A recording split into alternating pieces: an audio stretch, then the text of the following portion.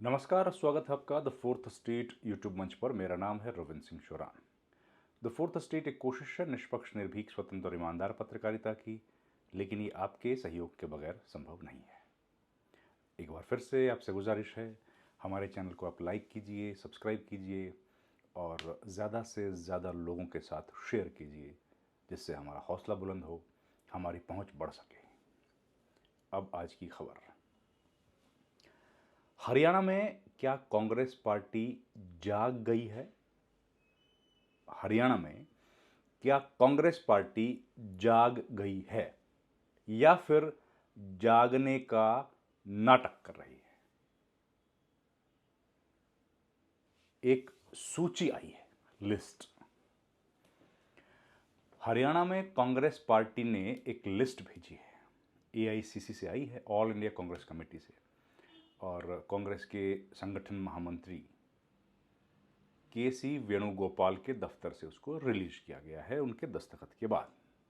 हालांकि के सी वेणुगोपाल इस दौर में मुझे लगता है विदेश में है, लेकिन एक लिस्ट आई है। तो लिस्ट में क्या कहा गया है? लिस्ट है DCC, district Congress committee president चुनने के लिए। लंबी चौड़ी लिस्ट है। हरियाणा में तो 22 जिले हैं। कुछ ज़िलों में तो डिस्ट्रिक्ट कांग्रेस कमेटी के जो प्रेसिडेंट्स होते हैं वो शहरी अलग होता है, ग्रामीण अलग होता है। तो कितना होगा, 30 लगा लीजिए। 30 ज़िलों में चुने जाएंगे, या 22 ज़िलों में 30 लोग चुने जाएंगे। और उसके लिए एक बड़ी भारी भरकम लिस्ट बनाई गई है, जो लिस्ट मैं आपको बताता हूँ। जो ऑब्जर्वर्स बनाए गए हैं, पर्यवेक्षक हिंदी में, तो उसमें जगदीश ठाकुर गुजरात के रहने वाले हैं। मणिकम टैगोर लोकसभा सदस्य हैं, तमिलनाडु से चुन के आते हैं। वर्षा गायकवाड़ महाराष्ट्र से आती हैं। डॉक्टर अमर सिंह लोकसभा सदस्य हैं, पंजाब से आते हैं। जीसी चंद्रशेखर, गिरीश चोडनकर गोवा के प्रदेश कांग्रेस के अध्यक्ष रहे हैं। काजी नजीमुद्दीन, विजय इंद्र सिंगला पार्टी के बड़े नेता हैं और पंजाब में मंत्री रहे हैं, लोकसभा चुनाव भी लड़े थे। लालजी देसाई, सीवी चंद्र रेड्डी, कुलजीत नागरा पंजाब से आते हैं, पार्टी के राष्ट्रीय सचिव रहे हैं और 2 बार के विधायक हैं, 3 बार के शायद। जय सिंह अग्रवाल, रफीक खान, भुवन कापड़ी, विनोद सुल्तानपुरी, प्रकाश जोशी, मनोज चौहान, क्रिस्टोफर तिलक, जगदीश जांगड़, श्रीनिवास बीवी, अमित विज। अमित विज पंजाब में एमएलए हैं और श्रीनिवास पार्टी के युवा मोर्चा जो है या यूथ कांग्रेस के राष्ट्रीय अध्यक्ष रहे हैं। ये लोगों की लिस्ट बनी है। इन लोगों का काम क्या है? पार्टी के लिए डीसीसी के प्रेसिडेंट्स को चुनना। 21 लोगों की लिस्ट। अध्यक्ष तो पुराने ही हैं, उदय भान, वो तो बदले नहीं हैं अभी तक।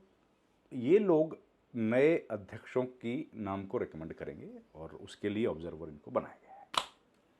इस तरह की कवायद कांग्रेस पार्टी पहले भी कर चुकी है और उस कवायद का नतीजा रहा था 0, 0। पिछले 12 साल से, या उससे ज़्यादा हो सकता है, लेकिन कम से कम पिछले 12 बरस से कांग्रेस पार्टी में हरियाणा में संगठन के नाम पर केवल अध्यक्ष और उसके बाद इंचार्ज, एआईसीसी इंचार्ज, ये 2 पद हैं बस। अभी हरियाणा में एक और पद बनाया गया था, संगठन मंत्री का हरियाणा में, वो भी। उसके अलावा पिछले कुछ सालों से हरियाणा में कोई पद नहीं है। इस बार तो सीएलपी लीडर भी नहीं है, पहले तो वो भी होते थे। अभी हमने देखा कि कुछ रोज़ पहले जब लगातार प्रेशर आया और तो क्योंकि कुछ संवैधानिक नियुक्तियां करनी थी, इंफॉर्मेशन कमिश्नर वगैरह की, तो उसमें ओपोजिशन पार्टी के एक नेता की ज़रूरत पड़ती है कि वो पद पर कोई व्यक्ति हो। तो कमेटी मुख्यमंत्री और उनके साथ बैठ के एक मुख्यमंत्री, एक मिनिस्टर और प्रतिपक्ष से कोई एक व्यक्ति, एक प्रतिनिधि होते हैं। तो उस काम के लिए पार्टी ने पार्टी मतलब, पार्टी से मेरा मतलब है पार्टी के प्रदेश अध्यक्ष ने, पार्टी से मतलब राष्ट्रीय अध्यक्ष नहीं है, प्रदेश अध्यक्ष ने उस काम के लिए भूपेंद्र हुड्डा का नाम आगे कर दिया।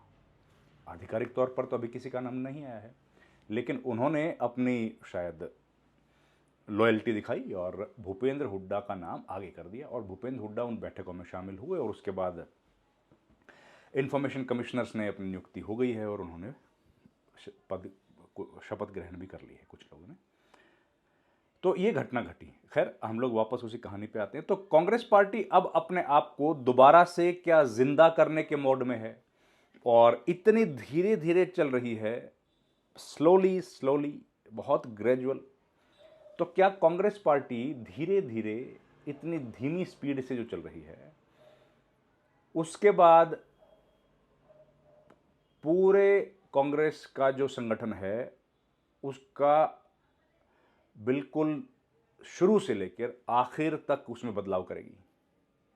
क्या कांग्रेस पार्टी अब पुराने चेहरों को घर बिठाएगी या उनको अपने साथ लेकर चलेगी और नए लोगों को मौका देगी? अब ये तमाम सवालात हैं, लेकिन एक सबसे महत्वपूर्ण सवाल जो उठ रहा है वो ये है कि इतने बरस से कांग्रेस पार्टी हरियाणा में शासन कर चुकी है, इतने साल से विपक्ष में है, लेकिन इन तमाम घटनाक्रमों के बावजूद भी अपना संगठन पिछले 12 साल से तैयार क्यों नहीं कर पाई?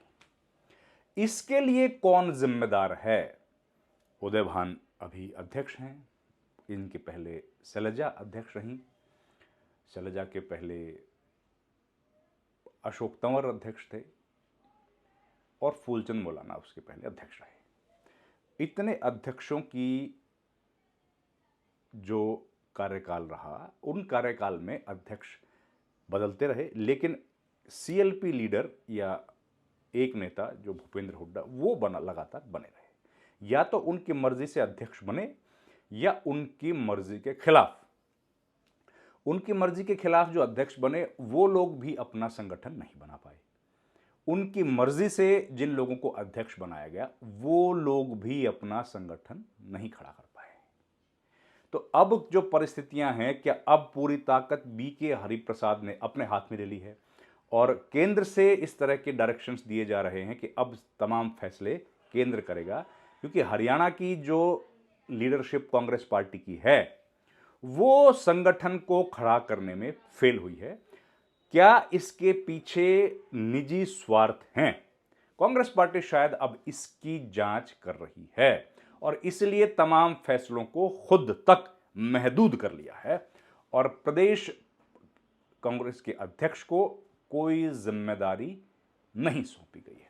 वैसे तो अध्यक्ष का चुनाव भी होना है, अध्यक्ष भी नए बनने हैं, लेकिन फिलहाल जो बड़े बड़े नेता हैं उनको जिम्मेदारी सौंपी है कि पार्टी के जिला स्तर पर नए लोगों की नियुक्ति की जाए, जो कि एक आमूल चूल परिवर्तन हरियाणा कांग्रेस में होता हुआ दिख रहा है। अब कितना होता है ये हम लोगों की नजर में रहेगा। इस वीडियो में इतना ही। आपसे गुजारिश है, हमारे चैनल को लाइक, शेयर और सब्सक्राइब जरूर कीजिए। आपका बहुत बहुत धन्यवाद।